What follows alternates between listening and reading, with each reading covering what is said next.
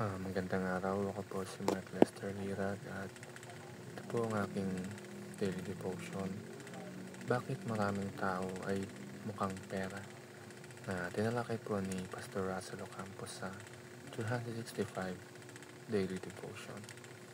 Ang Bible verse po ngayong araw ay sa 1 Peter chapter 1 verse 15 to 16. Ang sabi po dito ay, "But as he which had called you is holy, so be ye holy in all manner of conversation, because it is written, Be ye holy, for I am holy."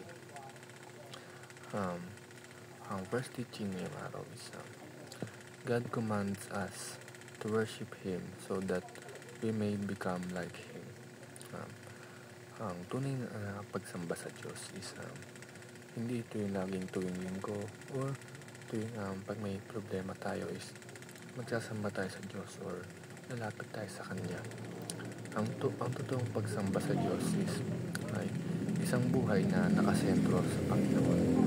At sabi nga sa 1 Peter chapter 1 verse 16 ay tinawag tayo ng Diyos upang mamuhay sa kabanalan at hindi sa kasalanan at sa mga makamundong bagay. Pero paano natin ito magagawa kung ang puso natin is nakatuon lamang sa pera, kayamanan o mga material na bagay dito sa mundo? Kaya mahalaga na unahin natin si Lord sa lahat ng ating ginagawa bago ang iba, dahil dapat ay nakasentro ang ating buhay sa kabanalan or sa Kanya. Ang second teaching is, God created us in His image, but He did not make us to become God. Dahil tayo ay nilikha tayo ng Panginoon ay sa Kanyang wangis, ay meron tayong kakayahang makaranas ng pag-ibig, kabutihan at katuwiran.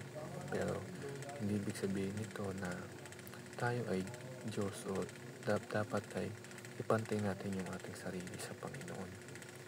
Minsan ang pera is nagiging idolo ng buhay ng tao. Nagiging source ng security, power at identity. Pero tandaan natin na hindi tayo ginawa ng Diyos para maging alipin ng pera. Ang ginawa tayo ng Diyos na kawangis niya upang maging kagaya natin siya, na isang banal.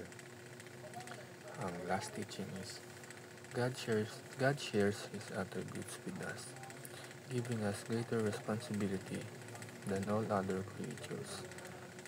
Sa lahat ng nilikha ng Panginoon is tayo lang ang binigyan ng kakayahan ng Diyos na mamuhay ayon sa kalooban ng Panginoon.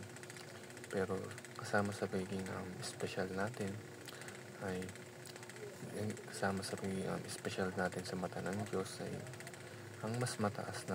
merong mas mataas na responsibilidad. Ito yung mamuhay ng tama at hindi maging gahaman sa kayamanan. Hindi dapat tayo yung nakatuon lang yung buhay natin or nakafocus lang tayo upang magpayaman. Pwede tayo maging mayaman, pero at the same time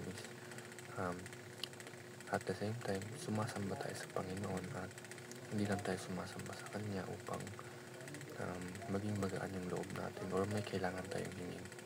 Bagkus sumamba tayo sa Panginoon dahil tayo ay dinesign ng Panginoon upang sambahin siya at maging kawangis ng Panginoon.